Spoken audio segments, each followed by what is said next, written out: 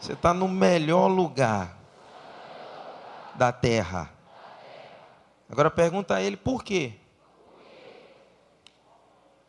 Ele respondeu? Hã?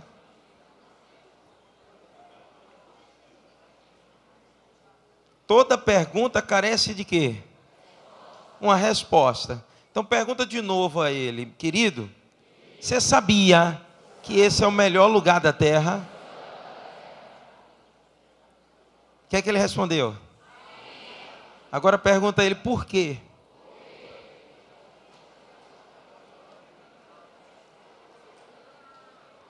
Eu estou vendo gente rindo, eu estou vendo gente olhando para mim com a cara de... Você sabe por que esse é o melhor lugar da terra? Porque aqui você vai ser preparado para ganhar almas para Jesus lá fora. Eu acho que você não me entendeu não. Vou repetir, aqui você vai ser preparado para ganhar almas para Jesus lá fora. Amém? Diga para você mesmo, hoje, Deus vai mudar a minha mentalidade e a minha identidade. Você vai ganhar um novo nome hoje. Amém? Quantos querem ganhar um novo nome hoje? Então abra a sua Bíblia aí em Atos.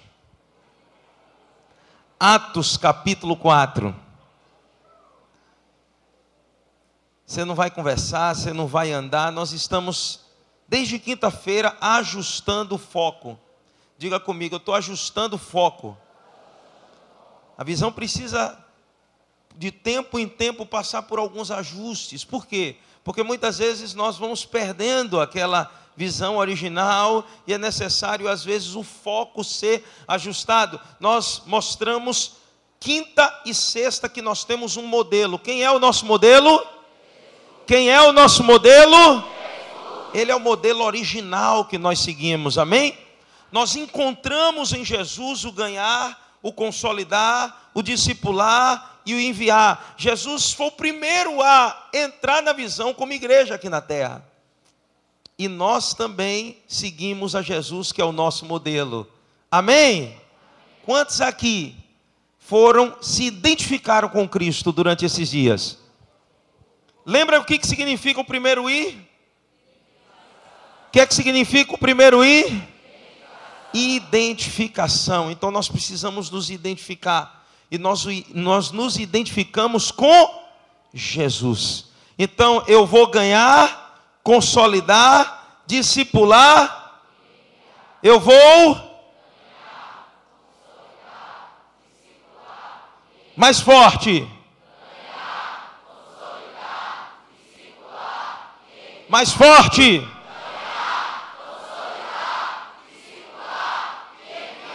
Amém? Então Deus está ajustando a nossa visão, ajustando o foco da nossa visão. Para quê? Para que nós venhamos a desempenhar o papel que Ele nos chamou para desempenhar aqui na terra. Você não foi salvo só para ir ao céu. Você foi salvo para trazer os céus à terra. Diga para o teu irmão, você não foi salvo para ir para o céu simplesmente. Você foi salvo para trazer o céu à terra. Eu sou um catalisador dos céus. Eu atraio os céus à terra. Amém? Eu faço parte dessa geração. Pergunta para o teu irmão, como é teu nome? Ele respondeu: rapaz, eu não entendo esse monólogo nosso, gente.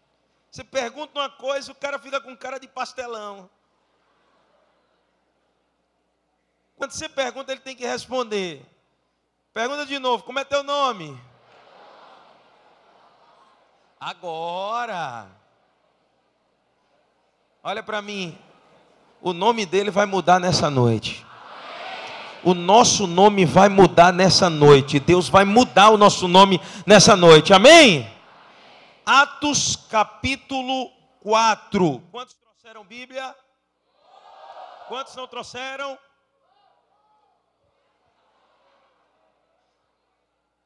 Sangue de Cristo, gente. Tem gente sem... Quem que está sem Bíblia aqui? Precisa de uma Bíblia. Oh, glória. Depois você procura um dos pastores, eles vão te dar de presente, viu? Tudo aqui na frente. Tem um lá atrás ali. Pode procurar. Vai dar de presente uma Bíblia. Agora não é Bíblia de estudo não, é simples mesmo, viu? Você não lê a simples, quer ler a de estudo. Ligado em você. Vai pegar, vai abrir no Salmo 91 e botar em cima da estante, né? Vamos lá, Atos 4:36. Vamos mergulhar. Atos 4. Atos 4. Desliga o telão. Você vai sentar do lado de alguém que tem a Bíblia, se você estiver sem Bíblia. E se o cara que estiver do teu lado não tiver Bíblia, você não vai puxar a orelha dele, porque você também está sem Bíblia. Mas senta do lado de uma pessoa que tem a Bíblia. Se tiver a Bíblia no celular, abra no celular, mas bote no modo avião, para na hora que você estiver lendo a Bíblia não vir aquela mensagem, WhatsApp, Facebook. E aí não é Deus falando não, aí é o Cafifi mandando mensagem direta. É o Lapeta, então cuidado. Viu? Vigia, crente. Não está recebendo mensagem direta. Não é de Deus não. Atos 4:36.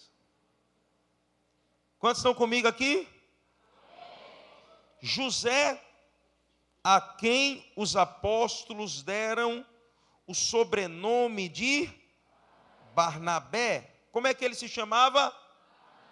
Não.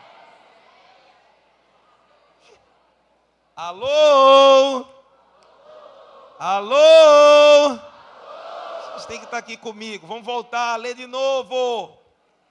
Atos 4:36. José, diga comigo. José. Zé. José. Zezinho. Como é que ele se chamava? Zezinho. Tudo a mesma coisa. Nordestino. Já vi o negócio. Era do Nordeste de Israel lá. José, a quem os apóstolos deram o sobrenome de Barnabé, que quer dizer filho da consolação. Diga comigo, Barnabé. Faz assim, Bé. Barnabé.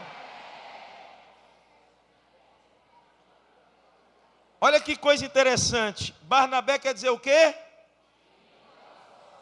Filho da consolação. Olha as características dele, vírgula, levita, natural de Chipre, como tivesse um campo vendendo, trouxe o preço e o depositou aos pés dos apóstolos. Amém? Feche seus olhos, diga comigo, Espírito Santo, vem com a tua palavra nessa noite, abençoa o meu coração, que nessa noite o teu Espírito tenha total, completa liberdade para mudar em mim o que for necessário e para me transformar no projeto de Deus aqui na terra, em nome de Jesus. Amém e amém. Como era o nome dele? José. É interessante que José era um que andava no meio dos apóstolos, no meio dos discípulos. E o que me chama a atenção aqui é que no registro de nascimento dele não tinha Barnabé. No registro de nascimento dele tinha o nome José. Mas a palavra de Deus diz que os próprios apóstolos, andando com ele, caminhando com ele, começaram a identificar características nele que eram próprias ao nome que eles iriam estabelecer para ele. E a Bíblia diz aqui em Atos capítulo 4, versículo 36, que eles chamaram José, disseram: Zé, a partir de hoje, você não vai mais se chamar Zé. A partir de hoje, teu nome vai mudar. Pode ser até que o nome que ele tenha recebido não tenha sido o nome mais belo. Mas a questão não é o nome em si, mas a questão é a essência que o nome agrega a essa pessoa. A palavra Barnabé, Bar, quer dizer filho, e Nabé, quer dizer consolador ou consolação. O nome, ele aponta as características que estavam presentes na vida daquele homem. O nome aponta para como o coração dele funcionava.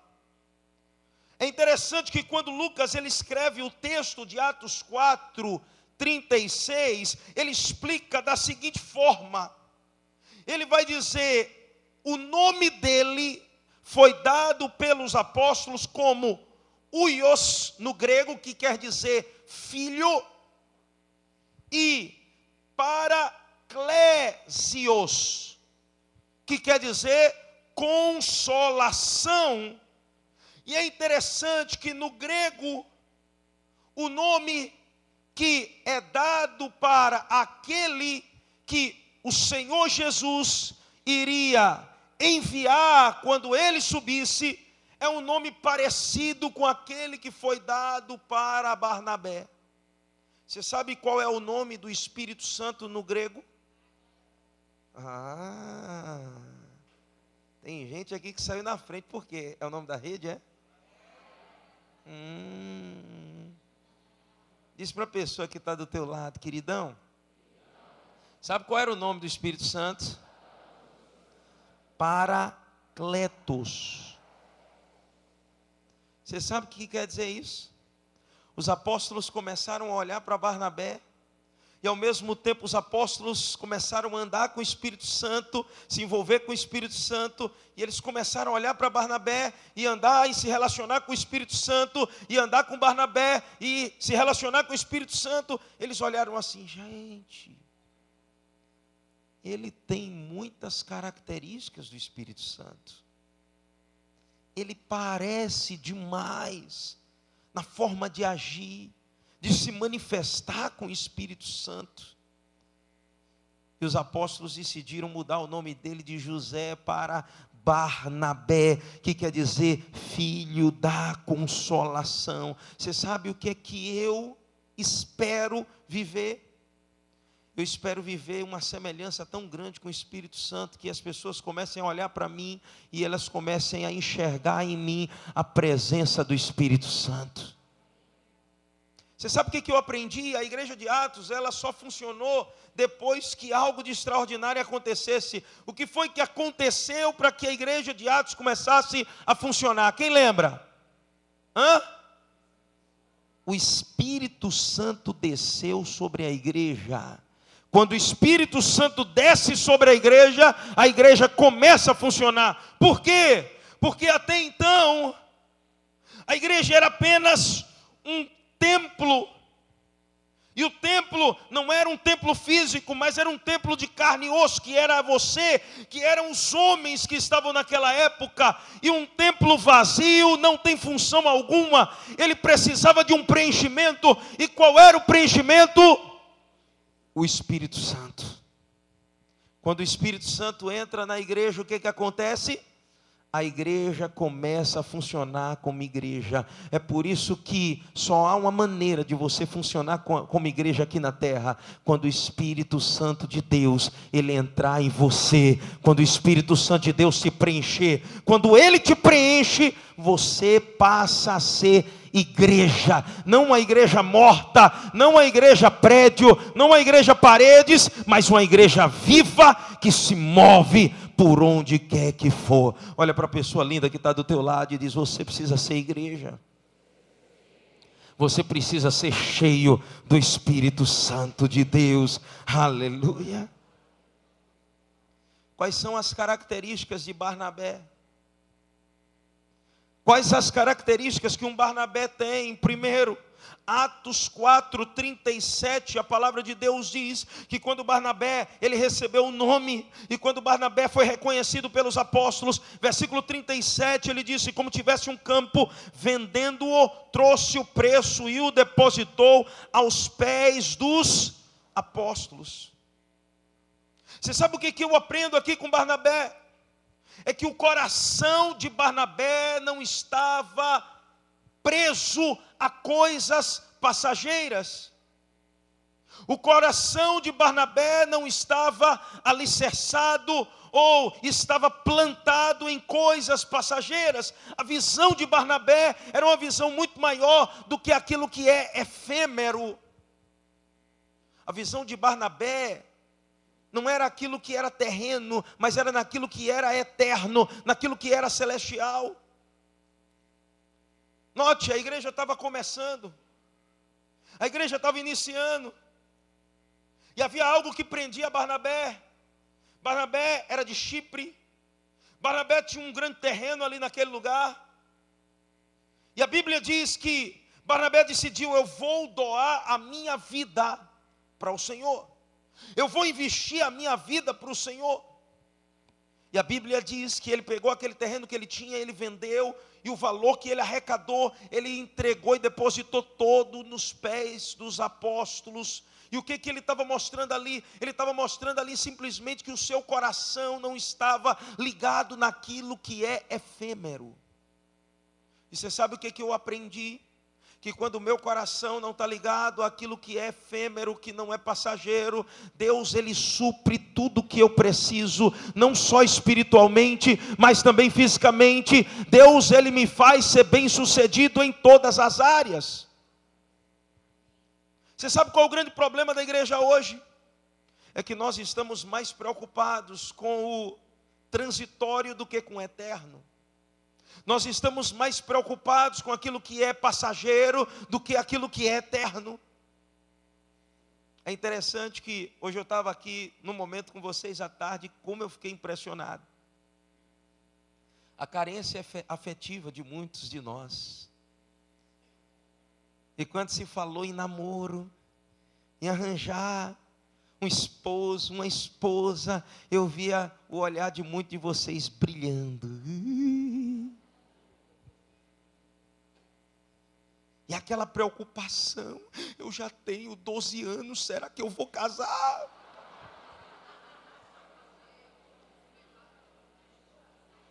Não, filha, você não vai casar agora. Você vai ainda tomar Neston, papinha, para depois. Vai brincar de boneca. Mas você sabe o que eu vejo? Aquela preocupação: com quantos anos eu preciso namorar? Você sabe o que eu aprendo com a palavra? Mateus 6,33 diz o quê? Quem sabe? Alô, supletivo, Bíblia, escola bíblica dominical. Vamos lá, abre rápido aí, Mateus 6,33. Buscai, pois... Vamos fazer um coro lindo aqui. Buscai, pois, em primeiro lugar o reino de Deus e a sua justiça, e todas as demais. Olha para o teu irmão e diz: queridão, quando você abre mão das coisas terrenas e prioriza as celestiais, Deus começa a priorizar as tuas necessidades. Olha para mim, Deus sabe ou não sabe do que você precisa? Sabe ou não sabe do que você precisa? Deus sabe. No dia que você deixar de correr atrás das coisas transitórias e começar a correr atrás das eternas, você sabe o que Deus vai fazer? Deus vai fazer com que as coisas eternas corram atrás de você. Porque esse é o princípio. Você pega Deuteronômio 28, a Bíblia diz que não sou eu que tenho que correr atrás de bênçãos, mas as bênçãos vêm atrás de mim. Mas sabe qual é o problema? É que nós não temos o coração de Barnabé. Um coração que abre mão daquilo que é transitório. Ei, em vez de você estar procurando um namorado, uma namorada, vai buscar almas e ganha almas para Jesus. Vai que numa dessas você ganha para Jesus e depois acaba sendo ganho para tudo, para você também.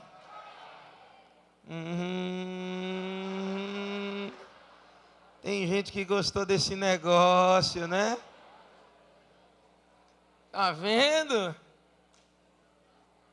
Olha o que a Bíblia diz. Olha o princípio, Colossenses 3, versículo 1. A Bíblia diz assim: portanto, se fostes ressuscitados juntamente com Cristo. Quantos aqui nasceram de novo? Quantos aqui tiveram uma experiência real com Cristo? Estou falando com religião não. Quantos aqui tiveram uma experiência real com a morte e com a ressurreição de Cristo? Agora olha o que a Bíblia diz. Se você foi, se é um condicional. Diga para o seu irmão, português.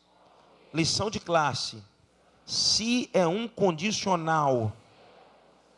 Então vamos ler comigo. Portanto, se fostes ressuscitados juntamente com Cristo, o teu foco, a tua visão muda. Para que eu preciso de uma visão, bispo? Porque a visão vai mostrar aonde eu quero chegar. A visão me impede de eu tomar um caminho diferente. Para que nós temos uma visão aqui? Para que a gente não fuja da rota. É por isso que a visão está sendo ajustada. Eu fui chamado com um propósito. Diga para o seu irmão, você foi chamado com um propósito. Qual o propósito da tua vida?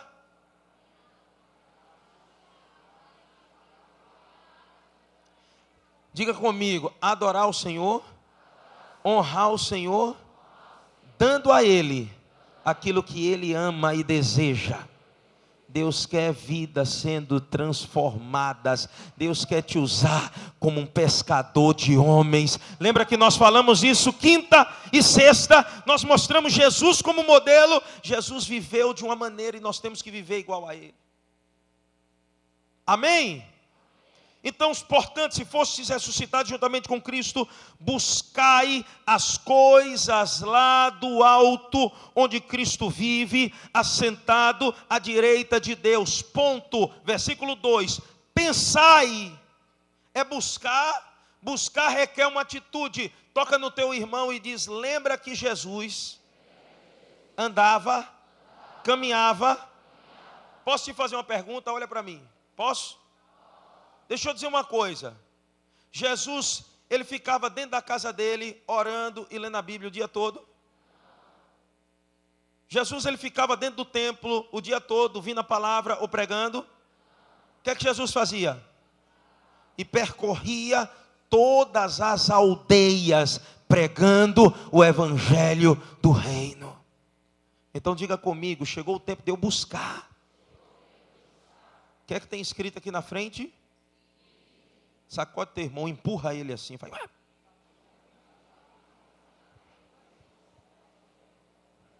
Diz para ele: lindão, chegou o momento de você deixar de esquentar banco de igreja.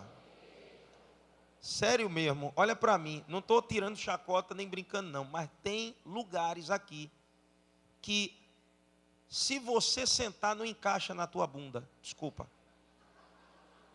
Porque já é o encaixe da bunda de alguém. Ele está todo culto, mas não ganha uma alma. Você sabe o que é buscar o reino? Buscar o reino é trazer o governo, a vontade de Deus para essa terra. É você sair e você alcançar vidas para Jesus. Você discipular pessoas, você ser um instrumento de transformação. Buscai. Diga comigo, buscai. Então quem é que tem que buscar? Quem é que tem que buscar? Diga, você, eu. Pensai nas coisas lá do alto. Não é só buscar, é também pensar nas coisas do alto, não nas que são aqui. Quer um conselho? Começa a pensar naquilo que Deus gosta.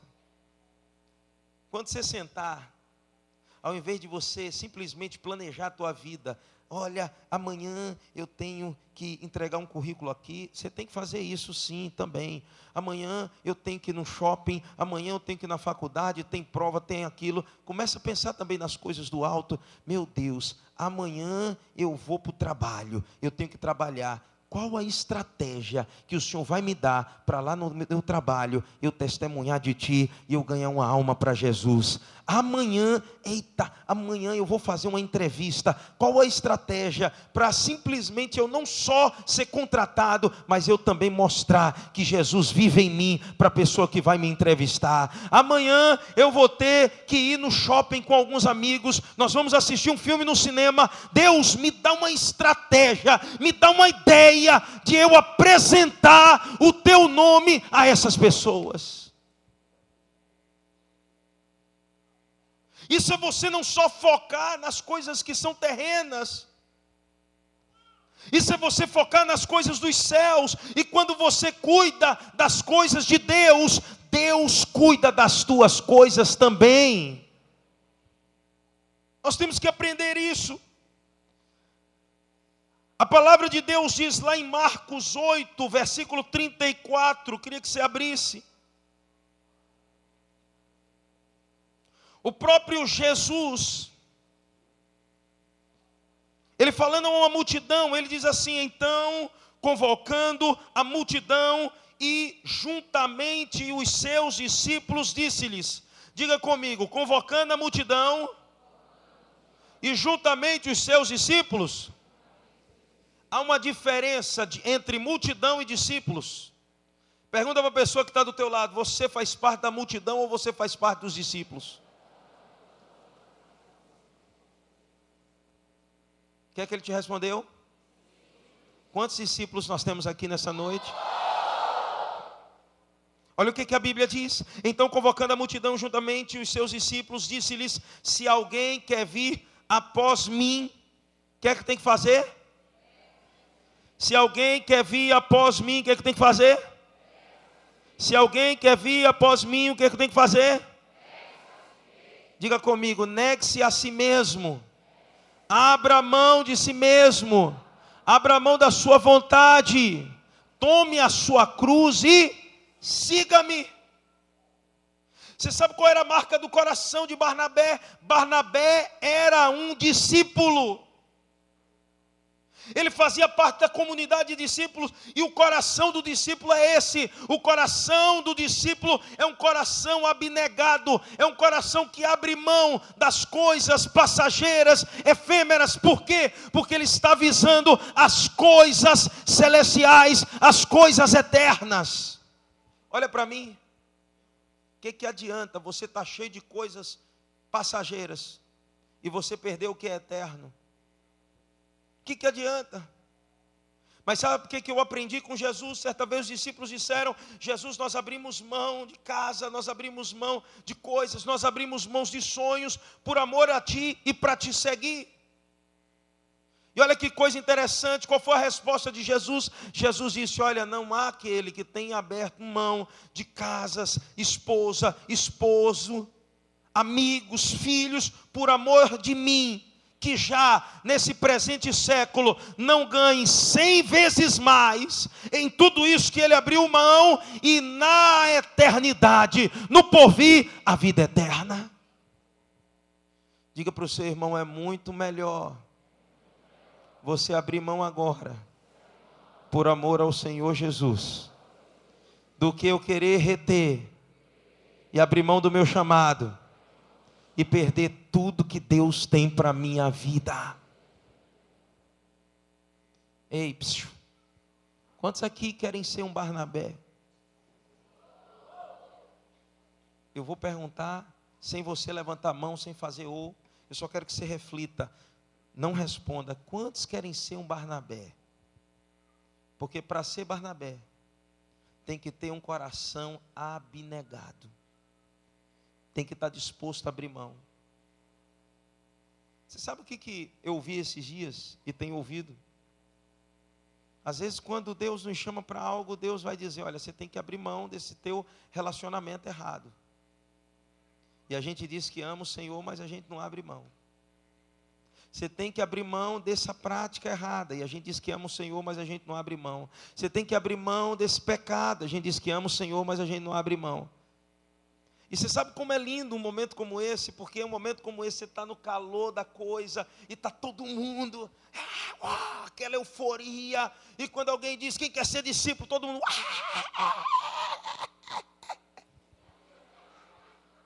Não é assim? Eu quero... Aí você vem aqui à frente, quase que eu morro do coração antes do piso cair.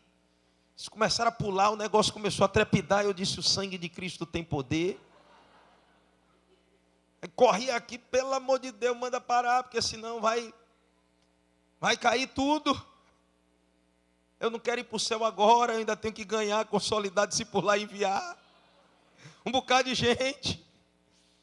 Mas olha para mim, é muito bom. Você canta, ganhar, consolidar, discipular e enviar. Como é? É isso mesmo, isso também, isso e aquilo.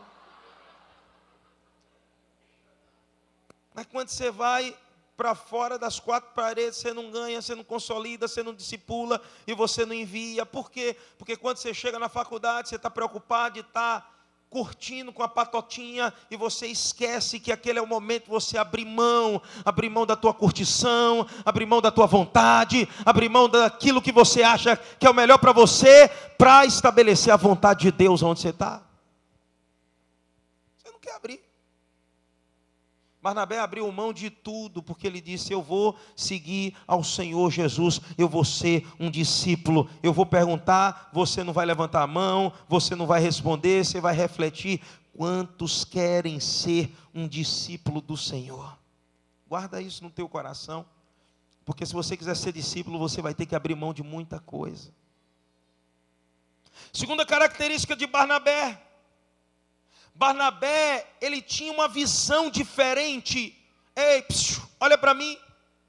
Barnabé, ele tinha uma visão diferente. Barnabé, ele tinha a visão de Deus, os olhos de Deus. Você sabe o que eu acho lindo em Barnabé?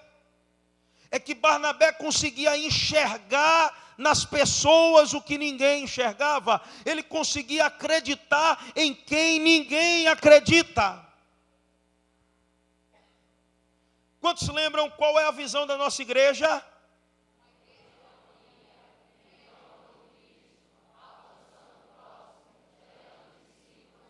Ficou bonito, mas pode ser melhor.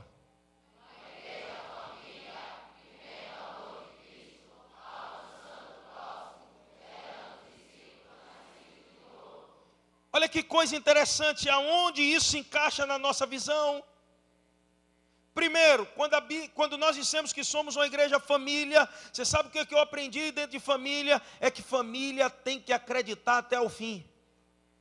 Eu vou repetir isso, família tem que acreditar até o fim. Eu sou fruto desse princípio dentro da minha casa. Eu me desviei aos 14 anos e a minha família não desistiu de mim, meus pais oravam por mim. Pai chegava aqui nesse púlpito e ele dizia, meu filho é santo, meu filho é uma bênção, meu filho é nascido de novo. Tinha gente que olhava e dizia, o bispo está doido, o pastor está doido, enlouqueceu, o filho dele estava bebendo, o filho dele estava... Eu fui pichador, gente, vê que doideira.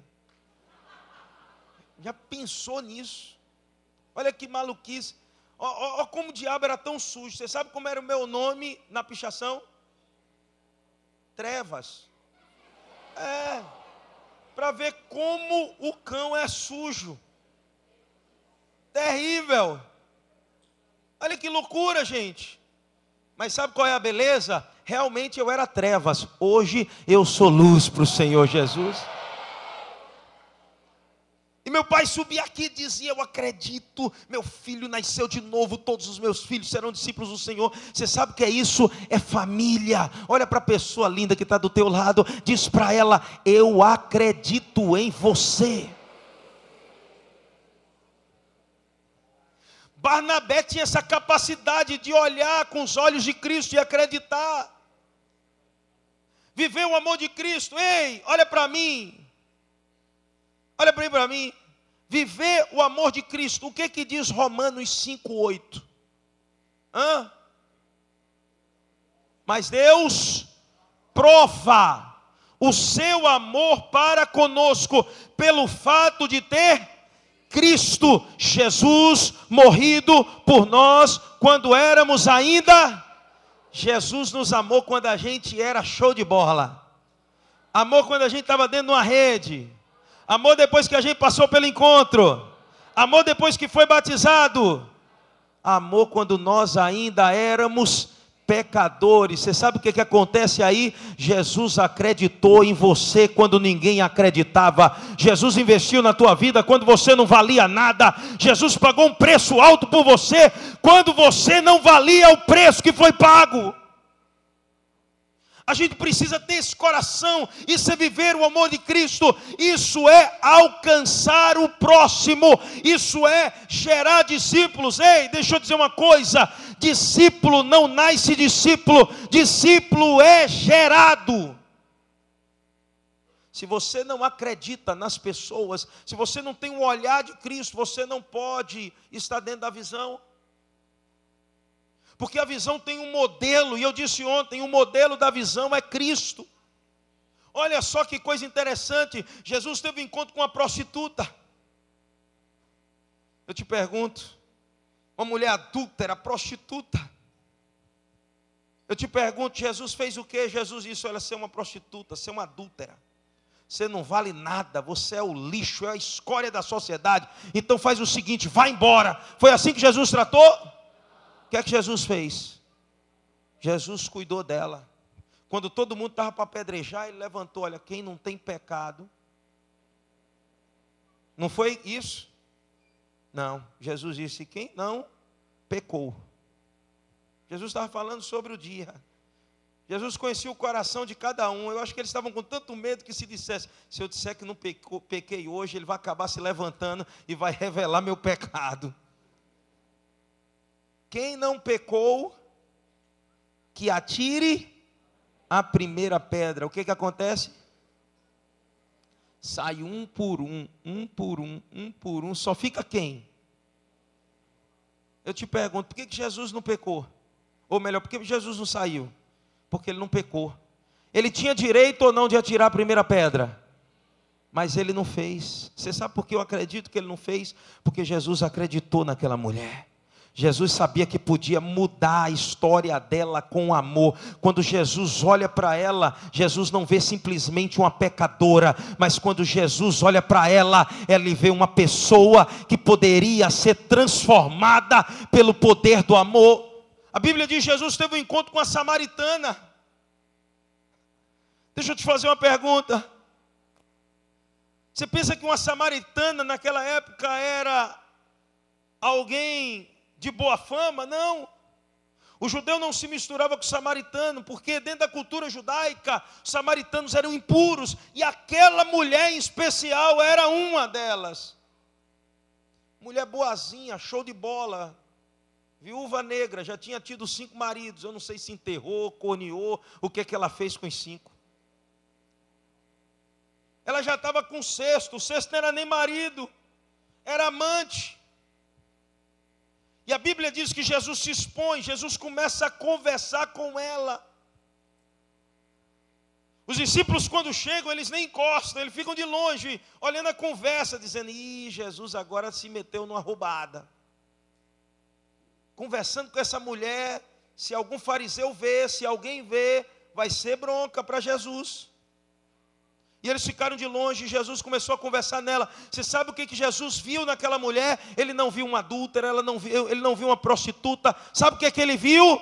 Uma discípula. Uma missionária. Você sabe o que acontece logo após essa conversa de Jesus? Aquela mulher, ela é enviada. Eu nunca vi alguém ser discipulado tão rápido. Jesus era mestre em ganhar, consolidar, discipular e enviar. Jesus era mestre. Numa conversa, Jesus ganhou o coração daquela mulher, Jesus consolidou-a em Cristo, e Jesus discipulou e já enviou. Você sabe o que acontece? Uma mulher ganha uma região toda para Jesus. A Bíblia diz que os moradores da aldeia dela, todos eles foram até Jesus para poder conhecer Jesus, e eles entregaram a vida ao Senhor Jesus. Aleluia. Jesus era mestre, sabe por quê? Porque o olho de Jesus era diferente. Barnabé era assim. Você sabe quem Barnabé investiu? Num homem chamado Saulo. Atos capítulo 9, versículo 26. Saulo era uma joinha. Sabe aquele crente chato, problemático? Sabe aquela pessoa que quando você chega no ambiente, que você vê que ele está, você lembra que tem alguma coisa para fazer? Ou então você está no lugar, quando ele chega, imediatamente dá uma dor de barriga, você diz, vou no banheiro, dá licença. Era Saulo. Olha o que a palavra de Deus diz, Atos 9, 26. Tendo chegado a Jerusalém, procurou juntar-se com os discípulos. Todos, porém, o temiam. Todos os discípulos tinham medo de Saulo, não acreditando que ele fosse discípulo. Diga comigo, nenhum dos discípulos acreditavam na conversão de Saulo, na mudança de Saulo, na transformação de Saulo. Mas olha o que diz o versículo 27. Mas Barnabé, tomando-o consigo, levou-o aos apóstolos e contou-lhes como ele vira o Senhor no caminho, e que este lhe falara, e como em Damasco pregara ousadamente em nome de Jesus. O texto estava deixando bem claro, olha, ninguém acreditava nele, todo mundo tinha medo de Saulo, ninguém queria estar perto dele. Barnabé estava disposto a crer na melhor pessoa que podia surgir. Barnabé, quando olha para Saulo, Barnabé não vê simplesmente um cara que perseguia os crentes. Ele não via simplesmente um assassino. Ele não via simplesmente um religioso. O que Barnabé via? Eu vejo agora um apóstolo, eu vejo agora um enviado, eu vejo agora uma pessoa que vai ser lapidada, que vai ser tratada, que vai ser moldada e que vai ser um instrumento de Deus no meio das nações. Barnabé estava disposto a crer no melhor das pessoas, e a gente muitas vezes tomamos o caminho inverso. Às vezes a gente olha para alguém, você nem conhece, você já diz, a cara é de sirigaita. Assim? A gente tem aquele senso que a gente chama de sexto sentido. Pior de tudo que isso aí é coisa de ocultismo, viu? Está amarrado, queimado, destruído, cancelado. Bati o olho e já vi, não presta. Bati o olho e já vi, é problema. Você sabe o que eu aprendi? Jesus, quando bate um olho no problema, Jesus fica doido. Jesus gosta de gente problemática, sabe por quê? Porque quando gente problemática é transformada, com certeza dali vai vir muitos frutos, aleluia. Quem me conhece no passado sabe o quanto eu era problemático, o quanto eu era terrível, o quanto eu aprontava. Mas sabe qual é a beleza? Depois que Jesus bateu o olho em mim, Jesus começou a me lapidar, Jesus começou a me transformar, Jesus colocou pessoas que acreditaram na minha vida. E sabe o que acontece? Hoje eu sou um problema, mas não sou um problema para o reino de Deus, não. Sou um problema para o reino das trevas. Você sabe o que Deus fez com você? Você era um problema antigamente, mas hoje você é um problema para o diabo. O diabo tem um problema sério. Você sabe qual é o problema? É você aqui na terra como instrumento de Deus para ganhar, consolidar, discipular e enviar pessoas. É por isso que Deus está trabalhando na tua vida. Mas às vezes a gente bate o olho nas pessoas e a gente já diz, não fui com a cara dele. Não fui com a cara dela. Mas por que você não foi com a cara dele? Eu não sei, eu simplesmente não fui. Aí eu digo, você sabe por que você não foi com a cara dele, com a cara dela? Porque o diabo não quer que você seja usado como instrumento de Deus na vida dessa pessoa. O coração de Barnabé era um coração que enxergava o melhor. O que Barnabé faz? Ele pega Paulo e ele leva Paulo até os apóstolos. E ele diz: eu acredito no que ele está dizendo, eu confirmo o que ele está dizendo, e eu vou andar com ele. Pode me deixar como responsável. Eu vou consolidar, eu vou discipular, e depois eu vou prepará-lo para ser enviado. Você sabe qual é a terceira característica de Barnabé? E essa característica tem que estar dentro de nós. Se nós estamos na visão, nós precisamos nos mover nessa característica, porque tem a ver com o Espírito Santo. A terceira característica de Barnabé é que antes de Barnabé simplesmente ganhar Saulo para Jesus, Barnabé ganhou Saulo para ele e fez Saulo confiar nele. Olha bem para mim. Quantos lembram, na sexta-feira, nós ministramos sobre entrar no barco. Jesus, quando teve o primeiro contato com os discípulos, primeiro ele entrou no barco dos discípulos, primeiro ele estabeleceu um relacionamento com os discípulos. Você sabe porque eu sou apaixonado pela visão? Porque a visão funciona da maneira que deve funcionar. Nós não esperamos simplesmente uma reunião informal como essa para ganhar pessoas para Jesus, mas nós nos movemos como igreja e todo lugar é um lugar para nós ganharmos pessoas para Jesus. Mas antes de nós ganharmos para Jesus, nós nos relacionamos e ganhamos essas pessoas para nós. Você sabe o que eu aprendi? Se alguém se apaixonar por mim, vai ter que se apaixonar por Jesus também. Se alguém gostar de mim, vai gostar de Jesus também. Quantas pessoas eu ganhei para Jesus simplesmente no relacionamento? Eu tinha um amigo que era ateu.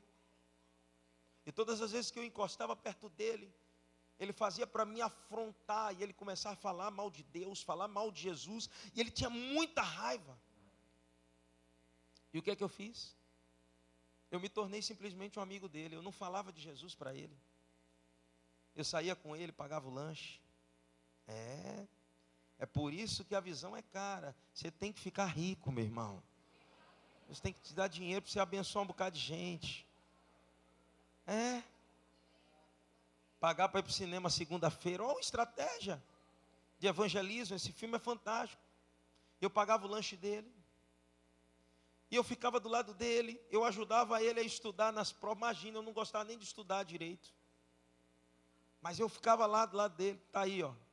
Pastor Mário, pastor Wagner, que eram meus auxiliares no estudo, não era isso? Eu tinha a biblioteca ambulante na cabeça, pastor Wagner. Página 70 do livro de Berkoff. Berkoff diz isso, aquilo outro. Gente, eu nem abri o livro, tu já está dizendo. E eu comecei a me tornar amigo dele. E ele começou a abrir o coração, contar as lutas.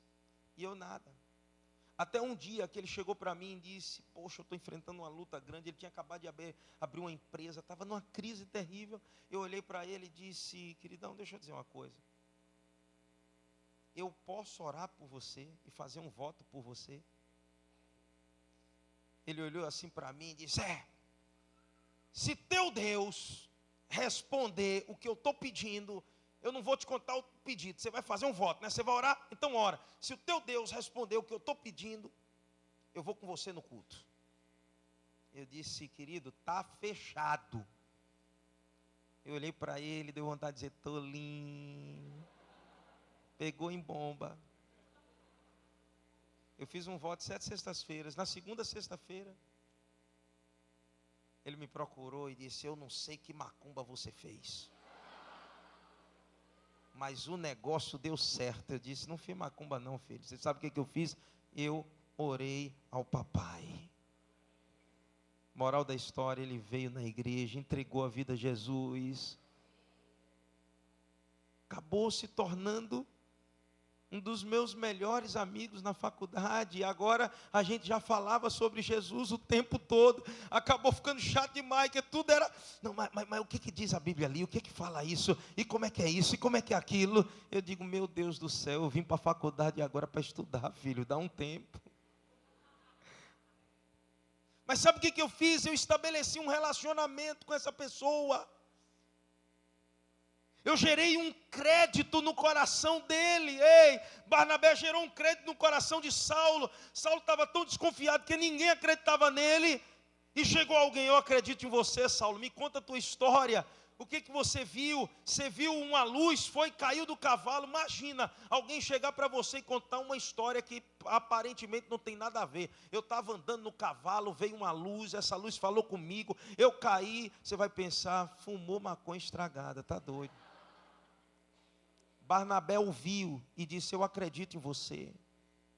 Barnabé olhava para as pessoas e acreditava, e Barnabé trazia as pessoas para o coração dele. Ele ganhava primeiro para ele, para depois ganhar para Jesus. Olha para a pessoa que está do teu lado, diz para ela: querido, me deixa ser teu amigo.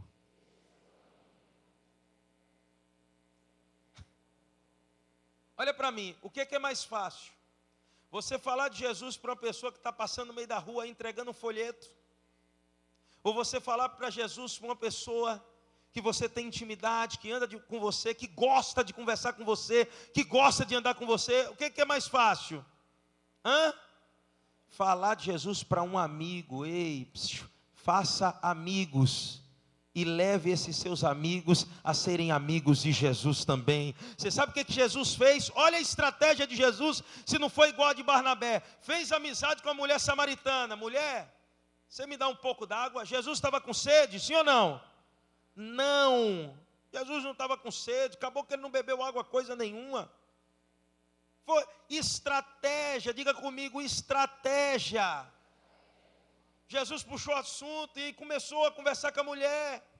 E daqui a pouco ele se tornou tão amigo da mulher, que a mulher abriu o coração dele. Olha, Jesus, eu sou uma sem vergonha mesmo. Eu tive 5 maridos. Esse outro não é nem marido, é um amante. Tu acha que uma mulher vai se abrir com um homem judeu de qualquer forma? Ele ganhou o coração dela. Quando ela sai dali, amiga de Jesus, ela vai para os outros amigos dela. E ela pega os amigos dela e leva para quem? Para Jesus. Sabe por quê? Porque quem era amigo dela, conhecia ela, credibilizava a palavra dela. Meu irmão, quando você entende que a visão funciona, quando você funciona nela, quando o teu coração é mudado, quando o teu foco é ajustado, você começa a usar tudo ao teu redor para um propósito maior. Você começa a entender por que você está nesse trabalho que você acha que é chato, por que você está nessa faculdade que você acha que é maçante, por que você está morando dentro da sua casa com os teus pais estão doidos e você está doido para se mudar. Você vai começar a entender, tem um propósito maior. Preciso ganhar o coração deles para mim, porque eu vou levar o coração deles até a presença de Jesus. Aleluia. Estratégia. Barnabé tinha esse coração. Quarta característica de Barnabé: ele estava disposto a investir em alguém aparentemente complicado. Ei, olha para mim. Tu acha que tu é fácil, é? Tem gente que se acha o anjo, né? Eu tenho cada peça rara hoje na minha equipe, que sangue de Cristo. Hoje é uma bênção. Mas no começo tinha dia que eu olhava: Jesus, por que ele, Jesus? Jesus, por que ela, Jesus? Mas Jesus tinha um propósito. E você sabe o que eu aprendi? Barnabé tinha disposição para investir em alguém complicado. Paulo era muito complicado.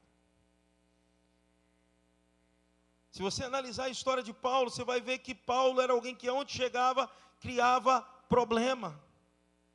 Atos capítulo 9, versículo 29, a Bíblia diz assim, a partir do 28, diz assim: estava com eles em Jerusalém Paulo, entrando e saindo, pregando ousadamente em nome do Senhor. Ele estava ali. Era coisa boa ou não era? Entrar, sair e pregar, sim ou não? Sim, mas olha como é que Paulo pregava. Versículo 29, falava e discutia com os helenistas, mas eles procuravam tirar-lhe a vida. Paulo era tão chato, que quando ele chegava e ele começava a falar com os judeus helenistas, ele só falava para discutir. Só falava. Tem gente que é cri-cri. Paulo era um deles. Mas Barnabé teve paciência para ir moldando Paulo, para ir tratando Paulo, para ir transformando Paulo. E ele dispôs-se a investir em Paulo, que era complicado. Lá na frente, Paulo aprende a lição, depois de tanto andar com Barnabé. Tito capítulo 3, versículo 9. Olha a orientação que Paulo, que discutia, que vivia batendo boca e brigando, ele vai dar para um dos seus discípulos. Tito 3, verso 9. Evita discussões insensatas, genealogias, contendas, debates sobre a lei, porque não tem utilidade, são fúteis. Evita o homem faccioso, depois de admoestá-lo primeira e segunda vez, pois sabes que tal pessoa está pervertida e vive pecando, e por si só mesma está condenada. Paulo agora ele muda a perspectiva. Por quê? Porque ele foi lapidado.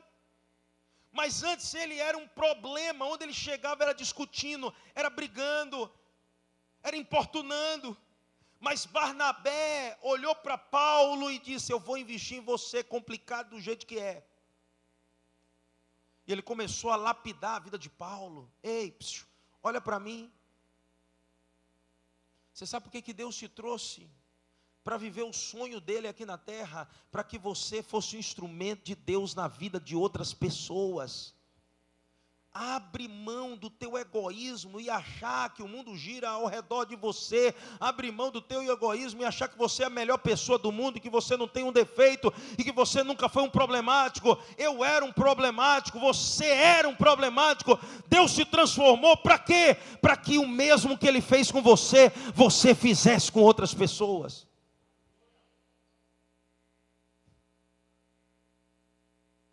Barnabé acreditava tanto que quando Saulo decidiu andar sem Barnabé, e Barnabé foi enviado pelo colégio apostólico para Antioquia, e ele estava dirigindo uma das maiores igrejas na Antioquia, ele era bispo de Antioquia.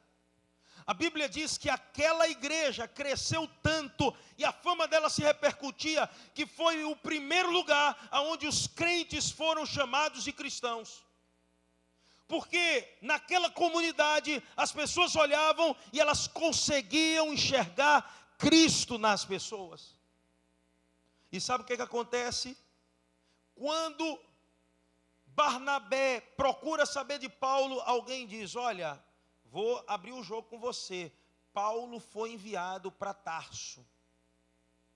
Ele estava causando tanto problema que a gente não estava mais aguentando. E para a gente se livrar dele, a gente diz: olha, Paulo, tem um trabalho maravilhoso para você dirigir. Lá em Tarso, é uma igreja maravilhosa, vai para lá. Quando Paulo chega, a cidade natal dele, ninguém acreditava nele. Paulo ficou isolado, abandonado. O ministério, o chamado, os sonhos de Paulo estavam morrendo. Porque aquela igreja não acreditava em Paulo. Ei, deixa eu dizer uma coisa. Quem sabe você um dia foi escanteado para que o teu sonho morresse, e Deus levantou um Barnabé para dizer: eu acredito em você, eu vou investir em você. E quando você disse: nem eu mesmo acredito em mim, eu desisto, esse Barnabé ficou no teu pé dizendo: eu acredito, você vai vencer, você vai ser alguém, você vai ser um discipulador, você vai ser um líder, você vai ter uma rede, você vai discipular pessoas, você vai enviar pessoas.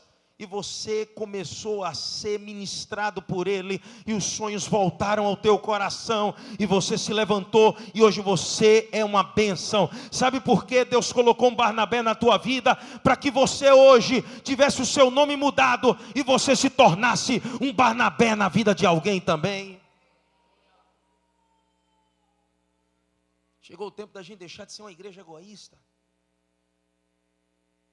e começar a se levantar e acreditar.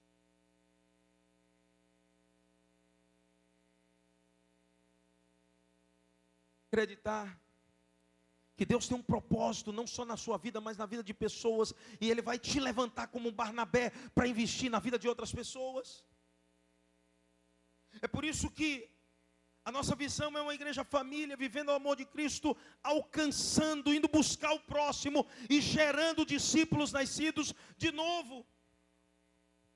Barnabé em Antioquia abre mão, ele entrega a igreja na mão de outro e diz: eu vou viajar até Tarso, E a Bíblia diz que ele vai até aonde o apóstolo Paulo estava, ou Saulo estava, porque ele ainda não era apóstolo, e foi até onde ele estava. E olha o que ele faz. Atos capítulo 11, versículo 25, ele não era nem Paulo aqui, e partiu Barnabé para Tarso à procura de Saulo. Ele foi atrás de Saulo. Aonde é que Saulo está? Aonde é que Saulo mora? Aonde é que Saulo se esconde? E ele no versículo 28, 26, ele diz: e tendo encontrado, levou-o para Antioquia.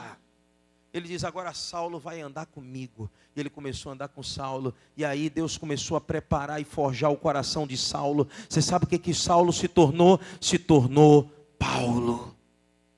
Olha para mim. Depois daqui, a gente quase não ouve mais falar de Barnabé. É ou não é? Você não ouve mais falar de Barnabé. Mas você ouve falar do apóstolo Paulo o tempo todo. É ou não é?